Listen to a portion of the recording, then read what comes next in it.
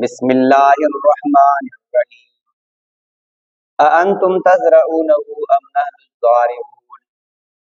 वक़ाल रसूलुल्लाह सल्लल्लाहु अलैहि वसल्लम मा नकस मालुम मिन सदक़तिन सदक़ल्लाहु व सदक़ रसूलुहुन नबियुल करीम। माह रजब जी फज़ीलत तमाम वॾी आहे। रसूलुल्लाह सल्लल्लाहु अलैहि वसल्लम फरमायो, अल्लाहुम्मा बारिक लना फी रजब व शाबान व बल्लिगना रमज़ान। अल्लाह साईं रजब महीनो ईंदो त दुआ घुरंदा, अल्लाह साईं बरकत ॾे उम्र में, रजब ऐं शोबान में रमज़ान ताईं पहुचाओ। माना रजब में रमज़ान जी दुआ घुरंदा त रमज़ान ताईं पहुचाओ। रसूलुल्लाह सल्लल्लाहु अलैहि वसल्लम फरमायो, रजब शहरुल्लाह व शाबान शहरी व रमज़ान शहरु उम्मती। मदीने वारे मीर फरमायो, रजब अल्लाह जो महीनो आहे, शाबान मूं मुहम्मद करीम जो महीनो आहे, रमज़ान मुंहिंजे उम्मत जो महीनो आहे। रसूलुल्लाह सल्लल्लाहु अलैहि वसल्लम फरमायो त जन्नत में हिकिड़ी नहर आहे जंहिंजो नालो रजब आहे। उन में पाणी खीर खां वधीक अछो, माखी खां वधीक मिठो। उन नहर मां उनखे पाणी पीआरियो वेंदो जेको रजब जो हिकिड़ो जहिड़ो रोज़ो हिन रजब में। फरमाई त जन्नत में हिकिड़ो महल आहे, वॾो बंगलो आहे, उन में उन शख्स खे दाख़िल कराइबो जंहिं रजब जो रोज़ो रखियो। मदीने वारे मीर फरमाया, जेको रजब जा 7 रोज़ा रखे, 7 ॾींहं, अल्लाह ताला उन जे लाइ जहन्नम जा 7 ई दरवाज़ा बंदि करे छॾे, उन ते जहन्नम जा दरवाज़ा बंदि। जेको रजब जा 8 रोज़ा रखे, अल्लाह से उन लाइ जन्नत जा 8 ई दरवाज़ा खोलाए छॾे। जेको रजब महीने जा 10 रोज़ा रखे, अल्लाह से उनजे गुनाहनि खे नेकिन में मटाए तब्दील करे। रजब महीने में वॾी बरकत आहे, वॾी फज़ीलत। पीराने पीर सैयद अब्दुल कादिर जिलानी रहमतुल्लाह अलैह रजब महीने जूं खोड़ फज़ीलतूं पंहिंजे किताब बुनियत तालिबीन में लिखियो।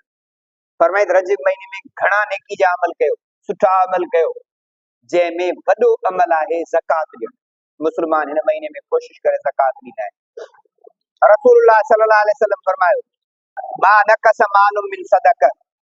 ज़कात जे करे माल खुटंदो कोन्हे। हर शइ अल्लाह जी, असांजी पंहिंजी किथे आहे? ॾिनो अल्लाह, असांजो पंहिंजो थोरे ई आहे। पोख जॾहिं पोखियूं था, मूं आयत पढ़ी, अअंतुम तज़रऊनहु अम नहनु ज़ारिऊन।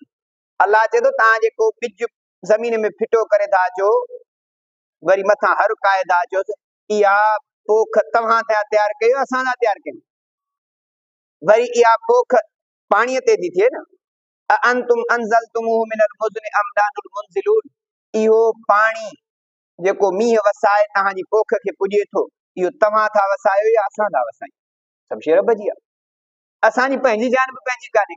माल बि ॾिनो अल्लाह, अल्लाह चए थो हाणे 40 हिसो ॾे, 2.5% ॾे ज़कात, त पोइ माल पाक बि करे ॾियईं, वधाए बि, माल पाक बि करे ॾियईं, वधाए बि ॾियईं। ज़कात ॾियणु फर्ज़ आहे, ज़कात फर्ज़ आहे। कंहिं ते जंहिं ते माल सोन चांदी, जेकॾहिं सोन हुजे 7.5 तोला घर में, हुन ते ज़कात फर्ज़ आहे। ऐं चांदी हुजे 52 तोला, हुन ते ज़कात फर्ज़ आहे। या एतिरी क़ीमत सॼो साल बचत में रहे। 52 तोला चांदी वधि में वधि मां सम्झां थो त अॻे 50,000 हो, हाणे खणी लख खनि। लख जी जेकॾहिं हिन वटि बचत सॼो साल लख बचत में आहे, त इन ते 2.5%, 2.500 रुपया ज़कात आहे। लख रुपए ते 2.500 ज़कात। फरमाए, वाक़ीमुस सलात व आतुज़ ज़कात व अक़रिदुल्लाह क़र्दन हसना। निमाज कायम कयो, ज़कात ॾियो, अल्लाह खे कर्ज़ ॾियो चङो कर। ज़कात ॾियणु फर्ज़ आहे, अल्लाह जो हुकुम कयो, निमाज सां गॾु ज़कात जो हुकुम। ॿी जाइ ते फरमाए, वाक़ीमुस सलात व आतुज़ ज़कात वरकऊ मअर राकीन। निमाज कायम कयो, ज़कात ॾियो, रुकू कंदड़नि सां गॾु रुकू कयो, माना निमाज जमात सां पढ़ो। रुकू कंदड़नि सां गॾु रुकू कयो, निमाज जमात सां पढ़ो। घर में न पढ़बी, जमात सां पढ़बी। ज़कात फर्ज़ आहे साहिब हैसियत ते। रसूलुल्लाह सल्लल्लाहु अलैहि वसल्लम फरमायो त बुनियल इस्लाम अला खम्सिन शहादत अल्ला इलाहा इल्लल्लाह व अन्न मुहम्मदर रसूलुल्लाह दर रसूलुल्लाह व इकामिस सलात व इताए ज़कात व हिज्जिल बैत व सौम रमज़ान। इस्लाम जा 5 बुनियादी फर्ज़ आहिनि जंहिंसां माण्हू मुस्लमान थींदो। पहिरियों कलमे तौहीद, रसूलुल्लाह सल्लल्लाहु अलैहि वसल्लम जो इकरार, ऐं निमाज जो कायम करणु, ज़कात जो ॾियणु, जे ताक़त आहे ज़कात ताक़त वारे ते, हज करण बि मालदार ते, ऐं रमज़ान जा रोज़ा। ये 5 इस्लाम जा बुनियादी फर्ज़ आहिनि, रुकन आहिनि, जिन खां सवाइ इस्लाम में माण्हू न रहंदो। जे मालदार आहे ज़कात न ॾेई त इस्लाम में ॼण कामिल न थियो। ऐं जेके नथा ॾियनि ज़कात, अल्लाह जी क़ुरान में फरमायो वल्लज़ीन यकनिज़ून ज़हब वल फिद्दत ला युनफिकूनहा फी सबीलिल्लाह फबश्शिरहुम बिअज़ाबिन अलीम। सोना जेके माल सोन चांदी माल ॾो गड़गड़ कंदा था वञनि, अल्लाह जी राह में ख़र्च नथा कनि, ज़कात नथा ॾियनि, फबश्शिरहुम बिअज़ाबिन अलीम, इन्हनि खे ॾुखो ईंदड़ अज़ाब जी ख़ुशख़बरी, त वॾो दर्दनाक अज़ाब तव्हां लाइ तयारु। हिकिड़े यहूदी हुज़ूर सल्लल्लाहु अलैहि वसल्लम खां ॿुधो पई, हुज़ूर सल्लल्लाहु अलैहि वसल्लम फरमाया जेको माण्हू माल जी ज़कात ॾिए थो, अल्लाह उन जे माल जी हिफ़ाज़त जो ज़िम्मो पाण खणे। काफ़िलो हुनजो वापार जो अचे पियो हिकिड़े इलाइक़े खां, उतां लुट फुर जाम थींदी। हिन चयो त हाणे इहा फुर लुट थींदी, मां ज़कात ॾियां। मुस्लमान कोन हो, यहूदी हो। पोइ उन सॼो हिसाब करे ज़कात ॾिनी माल जी। जे तूं मुस्लमान त कोन्ही? चए न। चए ज़कात थो ॾी? चए मुस्लमान जे नबी हुज़ूर अनवर खां ॿुधो जेको ज़कात ॾिए थो न माल जी 40 हिसो, उन जे माल जी अल्लाह हिफ़ाज़त करे थो। बादो वापार कया उन सां, हिन ज़कात ॾिनी, हवा हिन ॾे। पोइ तो काफ़िलो उन इलाइक़े खां लुटिजी वियो, तलवार खईं, चवण वञा थो साईं भरे ॾे माल, जे न भरे ॾिनई त तलवार जी ताक़त ते वठंदोमांसि। अञा पहुतो ई कोन बिजो मुबारक हुजी तो वारो उठ जेको जंहिंमें माल हो बची वियो। चे तव्हांजो जो काफ़िले तां लुटिजी वियो, चे सॼो लुटिजी वियो, तो वारो बची वियो। चे कीअं? चे तो वारो उठ थी पियो, थोड़ो मंडकाए पियो, ॿियनि चवण तुंहिंजे करे तरसंदासीं, देरि थी वेंदी, ॿिया सभु हलिया विया, उहे सभु लुटिजी विया। तो वारो जो उठ देरि सां पहुतो त हो लुटे फुरे हलिया विया, तो वारो पोइ वरी उठ बि तेज़ थी वियो, तो वारो सजी वियो। हाणे जेको वञे पियो हुज़ूर वटां माल भराइण, उन जो कलमो पढ़ायो, देरि न कयो, तव्हांजो फरमान सचो आहे। जंहिं माल जी ज़कात कढी त अल्लाह उन जे माल जी हिफ़ाज़त थो करे।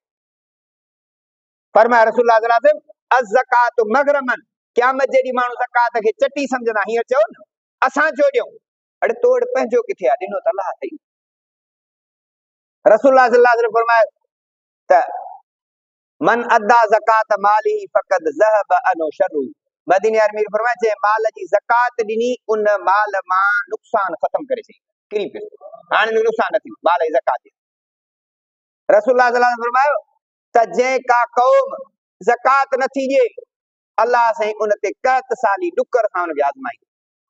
ज़कात न ॾियण जे करे ॾुकर थी पवंदो, खोटाइड़ो थी पवंदो। हींअर मालदार माण्हू कुझु ई कोन्हे साईं, छाजे करे? ज़कात न ॾियण जे करे परेशान आहे।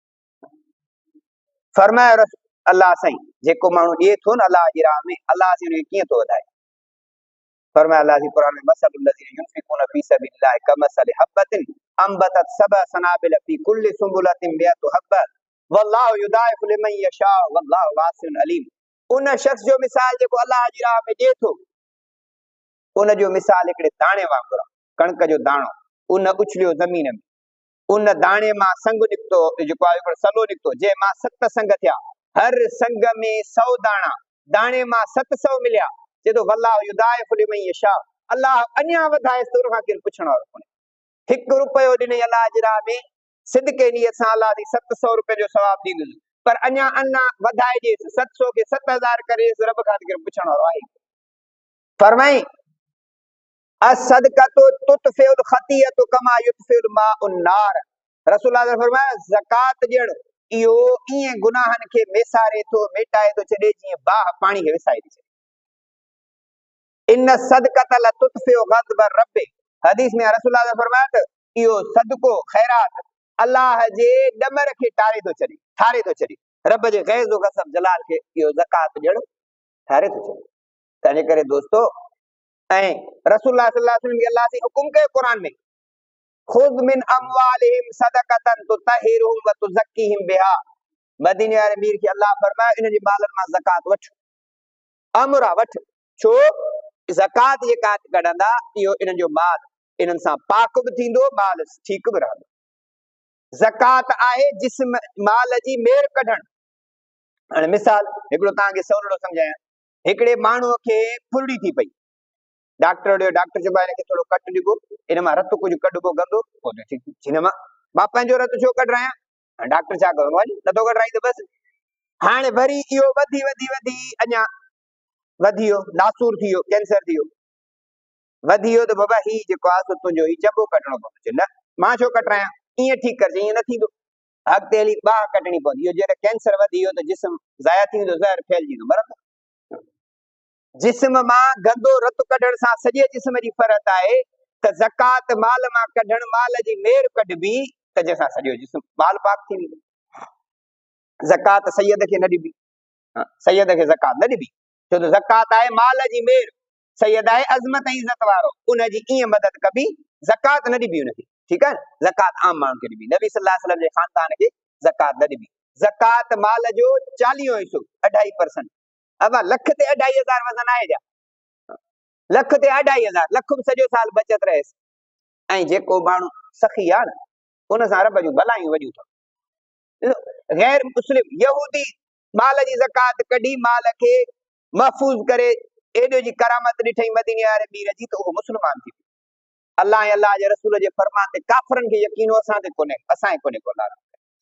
उहो हिकिड़े ॾसियो त अॻे मशरक़ी पाकिस्तान में, मग़रबी पाकिस्तान, पाकिस्तान खां अॻे, पोइ उन पासे ॿोॾियूं जाम ईंदियूं, फ्लड जो जाम अचे त पोइ हितां वारनि माण्हुनि जी वरी हिकु हिकु ॾींहं जी पघार कटौती करे ॾियो।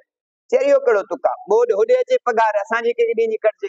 चए त हिकिड़ो सियाणो माण्हू वेठो, चए शुकुर कयो अलाह ॾियण वारो बणायो अथव, पिनण वारो न बणायो। रब तव्हांखे ॾिनो आहे जो हुनजी मदद पिया कयो, रब साईं ॾियण वारो बणायो अथव, हथ झलण वारो न बणायो अथव। अल यदुल उलिया खैरुम मिन यदिस सुफला, मथां हथ भलो आहे हेठां हथ खां, माना ॾियण भलो आहे वठण खां, पिनण खां। ऐं जेको माण्हू ॾींदो रहंदो कॾहिं मोहताज न थींदो, मोहताज ई न थींदो। हा, जेको माण्हू ॾींदो रहंदो मोहताज न थींदो। हूअं बि ख़ैरात कढंदो रहे, माण्हू ख़ैर ॾींदो रहे, अलाह जी राह में ॾींदो रहे, इन सां इंसान तां मुसीबतूं टरंदियूं। ऐं जे न ॾींदो, ज़कात फर्ज़ न ॾिनई त पोइ पंहिंजे लाइ जेको आहे अज़ाब खे तयारु करे। मुसलमे कज़ाब मुनकिर ज़कात हो, हज़रत अबू बकर साईं जिन सां मुक़ाबिलो कबो। ॿियनि साहबा किराम हज़रत अबू बकर खे अर्ज़ कयो, साईं हींअर इस्लाम अञा नओं आयो आहे, अञा जेको आहे सो थोरो थधा थियो, हींअर हिन सां मुक़ाबिलो करण असांजी हुकूमत कमज़ोर थी पवंदी। चई त अबू बकर अकेलो विढ़ंदो, अल्लाह ऐं अल्लाह जे रसूल जे फरमान खे जेको पुठी ॾींदो हुन सां जंग कबी। ज़कात जो मुनकिर माना अल्लाह जे फर्ज़ जो मुनकिर, फर्ज़ जे मुनकिर सां जंग कबी। तंहिंजे करे ज़कात जो माण्हू हाणे ज़कात कहिड़ो हाल आहे, ॾींदा? पुछी न साईं, कुझु ई कोन्हे, छा कयूं?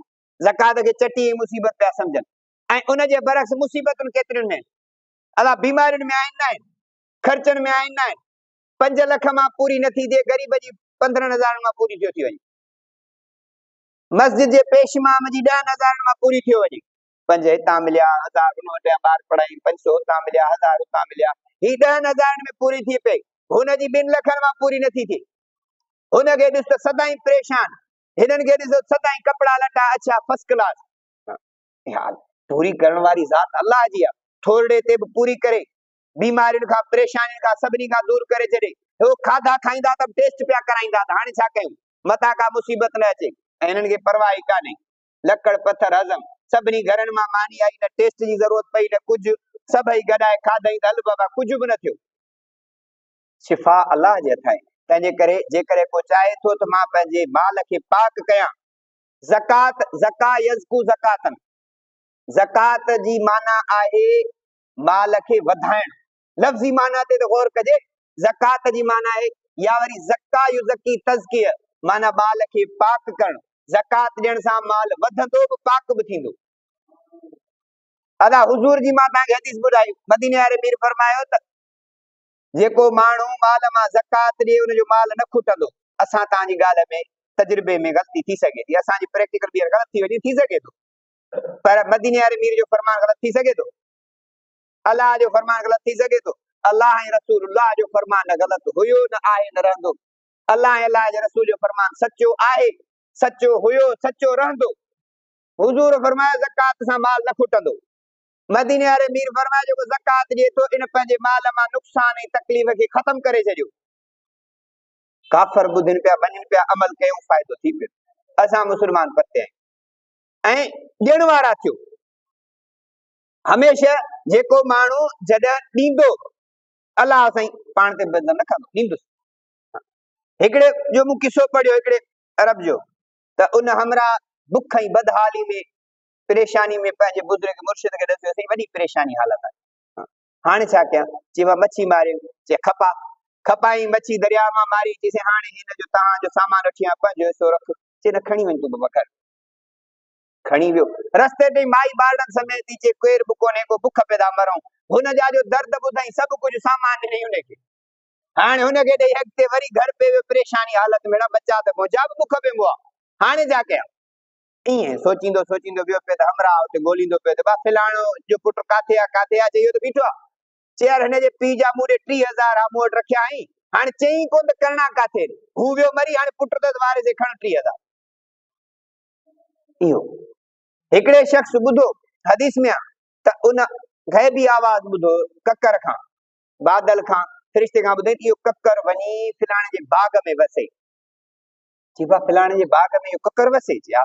ही वियो उन ककर जे पुठियां वञी बाग़ ते ॾिठई त पाणी वसे थो, हमरा वरी पाणी सिधो पियो करे पंहिंजे फसल में, मेवनि में। हुन खां पुछी नालो छा अथई? नालो जेको ॿुधाईंसि उहो ई हुन आवाज़ ॿुधो, ग़ैबी आवाज़। वॾी ॻाल्हि आहे, हिन जो आवाज़ मूं ॿुधो, ककर बची हिन जी ज़मीन ते, फसल ते, बाग़ ते वसियो, ॿिए हंधि न।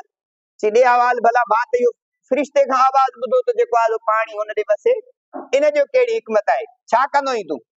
चई मां बाग़ जी आमदनी खे 3 हिसा कंदो आहियां। हिकु हिसो बाग़ ते ख़र्च कबो, ॿियो हिसो घर वारनि ते, टियों हिसो मां अलाह जी राह में। जॾहिं अलाह जी राह में ॾिए पियो त अलाह जो पाणी वञो उते वञी वस। हा, आहे ग़ैब जो सौदो, अणॾिठे जो सौदो करे त ॾिस न। ऐं ज़कात कंहिंखे ॾिबी? उसूल ऐं फुरू। उसूल खे ज़कात न ॾिबी। उसूल केरु आहिनि? उसूल माना बुनियाद। तव्हांजो असांजो बुनियाद केरु आहे? पीउ, ॾाॾो, पड़ॾाॾो। वरी माउ जे सिलसिले खां माउ, नानी, पड़नानी, इहे क्या हलायो। पीउ ॾाॾे खे ज़कात न आहे ॾियणी, माउ नानी खे, पड़नानी खे ज़कात न आहे, हुनखे उहो ई ख़िदमत करणी आहे। जॾहिं नानी जो केरु बि वारिस कोन्हे, ॾोहिटो अथसि, हिन ते लाज़िम आहे त नानीअ खे खाराए। ॾाॾे जो केरु बि पुटु कोन्हे, पोटो बचियो आहे त हुन ते लाज़िम आहे, ज़कात न ॾिबी, हुअ ते लाज़िम आहे। ॿियो फर चइबो आहे टारीअ खे। मुंहुं मंझां जेके निकितियूं, पुटु, पोटो, परपोटो, हाणे इहे पुट जे निस्बत सां न्याणी जेका तव्हांखे ॼाई, न्याणी, वरी पोटी, ॾोहिटी, न्याणी, ॾोहिटी, पड़ॾोहिटी, ॾोहिटो, पड़ॾोहिटो, इन्हनि खे ज़कात न ॾींदो। जेकॾहिं न्याणीअ जो केरु बि कोन्हे वारिसनि मंझां, हाणे नानो अची बचियो अथसि ॾोहिटड़नि जो, त नाने खे ज़कात न आहे, उहो ई ख़िदमत करणी आहे। छो त हिन जे जिस्म जा इहे टुकड़ा थिया आहिनि। पुट जे ख़ानदान मां बि हिन मंझां थियो, ऐं बाक़ी ॿियनि खे ॾिबी। ॿिया केरु आहिनि? भाउ, भेण, चाचो, मामो। भाउ ग़रीब आहे, हुनखे ज़कात ॾेई सघे। ज़कात ॾियणु ज़रूरी बि कोन्हे कि ॾसियो त ज़कात ॾियाए थो, छो त कुझु माण्हू ज़कात जो माल वठंदे ऐब महसूस कंदा आहिनि न। ॾसण बि ज़रूरी कोन्हे मां तोखे ज़कात ॾियां थो। भेण ग़रीब आहे, भाउ ग़रीब आहे, चाचो ग़रीब आहे, मामो ग़रीब आहे, मासी ग़रीब आहे, फुफी ग़रीब आहे। पहिरीं हक़ पंहिंजो अथव, पंहिंजनि माइटनि जो। अलाह जी क़ुरान में फरमायो वआति ज़ल कुर्बा हक़हु वल मिस्कीन वब्न सबील। अलाह ने पहिरीं चयो त ज़कात जो कंहिंखे आति ज़ल कुर्बा, माइटरी वारनि, किराबत वारनि, करीब करीब रिश्तेदार अथव। असां वरी चाचे खे कीअं ॾियूं, भाउ खे कीअं ॾियूं, ग़रीब आहे पोइ हिते पइजी वियो आहे, भेण खे कीअं ॾियूं? उन्हनि खे जॾहिं ॿिए हंधि विराईंदासीं असां, बेकुलाई। क़ुरान चए त पहिरीं माइटनि खे ॾियो, तव्हांजा ग़रीब आहिनि त उन्हनि खे ॾियो, पोइ मिस्कीन, पाड़ेसरी, वेझड़ा, वरी पोइ थोरा वेझड़ा, इन खां पोइ अॻिते वेझा। ईअं ज़कात ॾियण जी तरतीब जेका अलाह ने क़ुरान में सम्झाई आहे, मदीने वारे पीर जे हदीसुनि मां सम्झ में अचे थी। पहिरीं ईअं आहे त पहिरीं पंहिंजनि मिटनि माइटनि खे ज़कात ॾिबी। ज़कात ॾियण लाइ ॾसणु ज़रूरी कोन्हे। दिलि में नियत हुजे ही पैसा रखियल आहिनि, ज़कात जान बसि ॾेई छॾ। छो त कुझु माण्हुनि खे ऐब थींदो आहे, उन ज़रूरी कोन्हे ॾसणु। पोइ उन कंहिं बि तरीक़े सां उनखे माल जो मालिक बणाइणु, जेका शरीयत तहत आहे। उमूमी असांजो हाल छा आहे त पंहिंजनि खे नथा ॾियूं, ॿिए हंधि नाले ख़ातिर। छो त ॿिए हंधि नालो तॾहिं थींदो जॾहिं ॾींदुसि न, पंहिंजे वटि नालो कोन ॾींदो, न ॾसबो। दुआ आहे त अल्लाह तबारक व तआला असांखे इन अहकाम ते अमल जी तौफ़ीक़ अता फरमाए। वाखिर दावा।